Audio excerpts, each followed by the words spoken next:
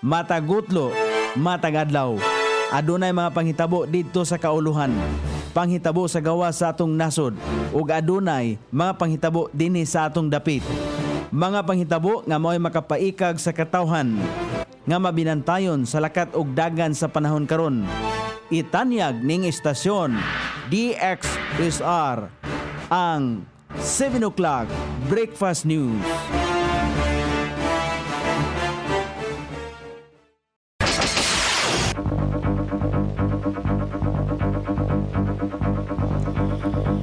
Higala, kumusta? May buntag Iligan, may buntag Mindanao, may buntag Pilipinas. Adlaw Huwebes, Pizza 27 ni buwan sa Pebrero ning tuiga 2025. Sangan sa ato station manager Pastor Robin Sulapas, kini ang inyong ka-isar Kabisaya Nunibi. Ang muhatod sa hanay sa balita sa Lasyate. O karon sa uluhang tudling sa ato mga balita, ex-con nadakpan og balik sa bypass operation sa Barangay Saray. High value individual nadakpan sa bypass operation sa Iligan. Mga leak sa tubo sa tubig sa Fuentes, Barangay Maria Cristina, ayuhon human masubay sa Iligan City Water Works System. Sa kauluhan, retail price sa sibuyas posibleng munaog sa 80 pesos kada kilo dungan sa pag-abot sa mga imported. Pagbantay sa DTI sa mga gipamaligyang produkto online, mas gipahugtan. NBI nakasikop og 5 ka mga suspek sa pagpangispiya. Balita sa gawa sa nasod, Trump administration magpahigayon og layoff sa mga nagtrabaho sa Pentagon. Balita sa kinabuhing Kristohanon, mga Kristohanon sa Masakar, Indonesia nakadawat og karatula nga nagpakita nga dili oyon ang mga katawhan ngadto kanila. Kini ang uluhang tudling sa ato mga balita nga dalit kanato ning istasyon DXSR 106.7 sa inyong FM dial. Ang bugtong radyo sa Dakbayan Siligan nga nagsibya sa balang kasulatan, pinasubay sa inspired and preserved, not simply dictated King James Version sa Anchor Broadcasting Corporation.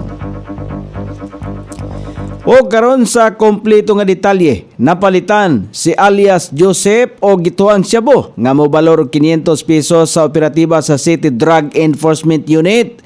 Laing unom ka pakete ang nakumpiska gikan kaniya. Ang bypass operasyon gipahigayon sa nakalabay gabi dito sa Purok 3, Barangay Saray. Si Joseph ang nadakpan na kaniadto tungod gihapon sa illegal nga droga.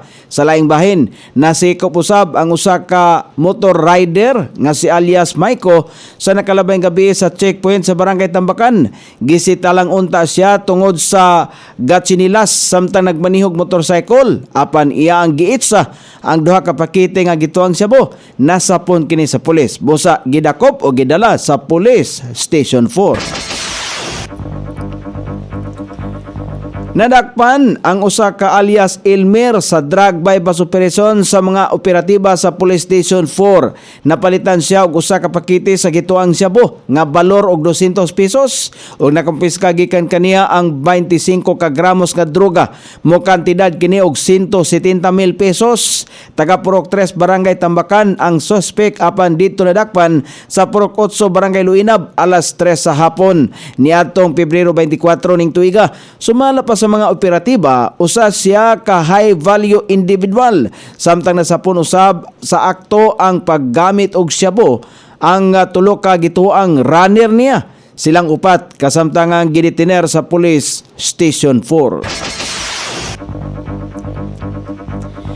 Gisubay na sa Iligan City Waterworks System ang tubo sa tubig sa Fuentes o sa Barangay Maria Cristina Highway ning bagwahi lamang diin ilang nakita ang mga gagmayng tagas. Sumala pa ni Engineer Glenn Villasin, ang head sa water treatment o NRW reduction program sa Iligan City Waterworks System nga adunay mga tubo nga pwedeng masudlan og hangin tungod sa buslot, makaapekto kini sa pressure o muguba sa system. Apil sa ilang naobserbahan nga wala usab basaha ang mga metro sa dapit. Mismo kung namhimo sila og rekomendasyon sa pag-ayo sa mga leak nga tubo o pag-ili sa mga nagubang valves. Ang pagsubay sa mga tubo parte sa mga lakang sa Iligan City Water Works System sa pagpangita sa mga tagas aron ma-repair kini og masulbad ang pagkausik sa tubig og hinay ang pressure.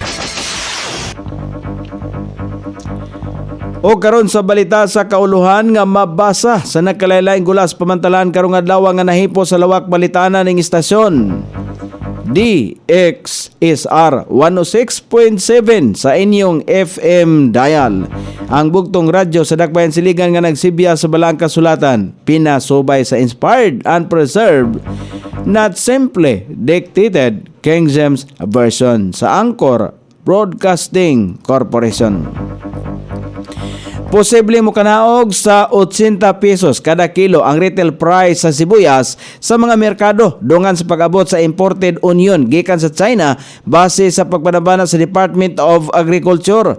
Sumala pa kang Department of Agriculture spokesperson Assistant Secretary Arnel de Mesa, posibleng matagamtaman na ang hingpit nga pag-ubos sa presyo sa mga sibuyas sulod sa duha ka semana gikan sa kani 180 pesos hangtod sa 200 pesos kada kilo nga kasamtangang presyo sa merkado karon. Posible sumala pa niyang mukanaog kini sa 80 hangtod sa 100 pesos kada kilo nga mosulod usab sa target price range. Sumala pa sa Bureau of Plant Industry bugtong 459 metric tons nga pulang sibuyas pa lamang gikan sa 3,000 ka metriko toneladang giangkat ang moabot sa Pilipinas. Sa puting sibuyas bugtong 200 ka metriko tonelada gikan sa 1,000 ka metriko tonelada nga giorder ang moabot. Sumala pa kang dimisa, hinay-hinay na nga mitaas ang supply sa sibuyas og sa mga merkado human nga mudangat ang mga imported dungan sa dakong bulto sa local supply gumikan sa anihan. Luyo nini nagpabiling mas taas ang presyo sa sibuyas sa mga merkado karon kung asa sa Metro Manila nagdula gikan sa 140 hangtod sa 240 pesos ang kada kilo sa presyo sa pulang sibuyas samtang 90 hangtod sa 150 pesos ang presyo sa puting sibuyas. Una na usab nga gimando ni Department of Agriculture Secretary Francisco Laurel Jr. ang pagpahigayon og inspeksyon sa mga cold storage facilities aron masuta kung aduna bay mga nagtago og stock sa sibuyas aron manipulahon ang presyo sa mga merkado. Gipahugtan sa Department of Trade and Industry ang pagbantay og monitoring nini sa daghang mga produkto nga mapalit sa mga Pilipinong consumer online. Kung asa gisiguro sa nasong ahensya nga seryoso sumala pa sila sa gihimong pagpahugot nini, kadaghanang gigamit na sa publiko ang mga e-commerce platforms. Sumala pa mismo sa kalihim sa Department of Trade and Industry nga si Secretary Maria Cristina Roque, kusog sumala pa hangtod karon ang online shopping nga nagsugod niadtong panahon sa pandemya. Dugang pa niya, dili pa lamang dugay. Gilusad ang usa ka panagtigom kauban ang dakong kompanya sa e-commerce platforms aron nga ipadangat sa ahensya ang kabalaka sa mga produktong gilayon nga mapalit sa online. Tungod dinhi gipasigarbo ang sanaasoy kalihim nga day-to-day basis ang ila ang gipahigayong pagmonitor alang sa ilang pagtutok sa mga produkto online. Apan mipahimangno usab ang sekretary nga angay dili lamang ang ahensya ang mulihok nini, giawagan usab niya ang publiko nga mamahimong magsusi og magmatngon usab sa mga gipamalit online. Busa panawagan niya nga gilayong i-report sa ilang buhatan ang mga online shop nga nang biktima.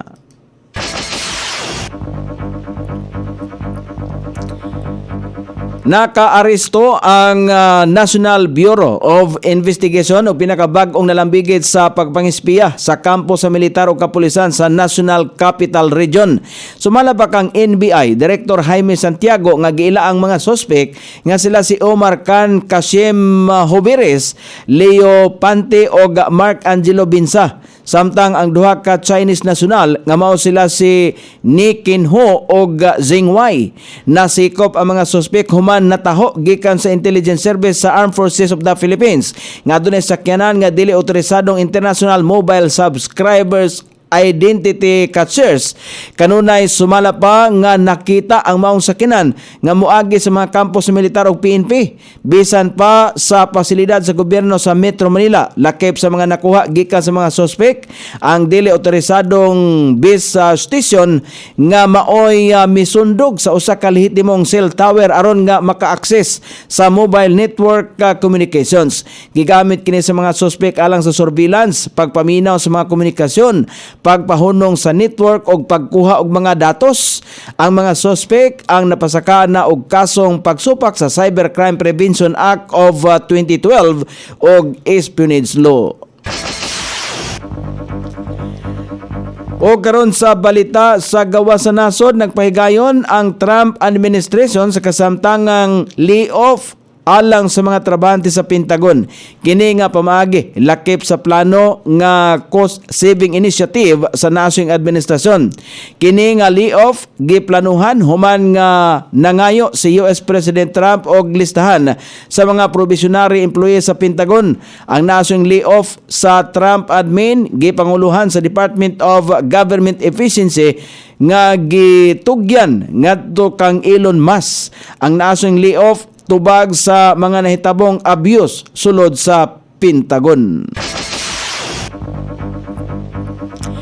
O karon sa balita sa kinabuhing Kristiyano, nakadawat og dako nga karatula ang mga Kristiyano sa Pasirakang Bringkanaha Makassar sa nasod sa Indonesia, diin gipakita nga dili uyon ang mga katawhan ngadto kanila.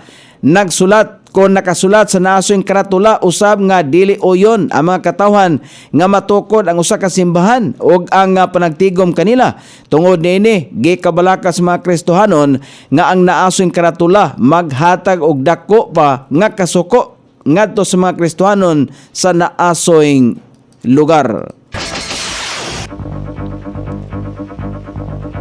O karon sa kahimtang sa pagbanabana sa dagan sa panahon, Northeast monsoon ang makaapektar sa Luzon, ang Caraga, Davao Region, Northern Samar, Eastern Samar, Southern Leyte, Camiguin, Misamis Oriental, Misamis Occidental, Cagayan Valley, Cordillera Administrative Region, Aurora, Metro Manila ug ang ubang bahin sa Luzon ug ang ubang bahin sa nasod nga Pilipinon. Ang makasinati gihapon karong adlaw ug madag-umon nga kalangitan inubanan sa ginagmay mga pagulan-ulan tungod sa epekto sa easterlies ug northeast monsoon.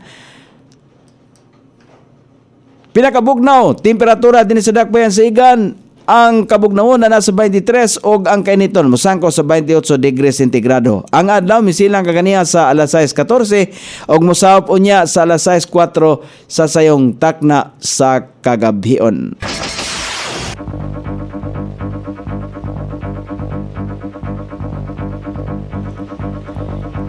Inyong nabati ang kinatibuk-ang hanay sa balita sa alas 7 nga dalit kanato ning istasyon DXSR 106.7 sa inyong FM dial. Ang bugtong radyo sa Dakbayan Siligan nga nagsibya sa balaang kasulatan, pinasubay sa inspired and preserved, not simply dictated King James Version sa Anchor Broadcasting Corporation. Sangan sa tigsuwat sa atong balitang internasyonal ug sa kinabuhing Kristohanon, Pitjan sa balitang lokal, Coney Island, sa ato station manager Pastor Ruben Sulapas. Kini ang inyong KSR Kabisaya Nonoy B. Magpasalamat ug mingon, maayong buntag, Iligan.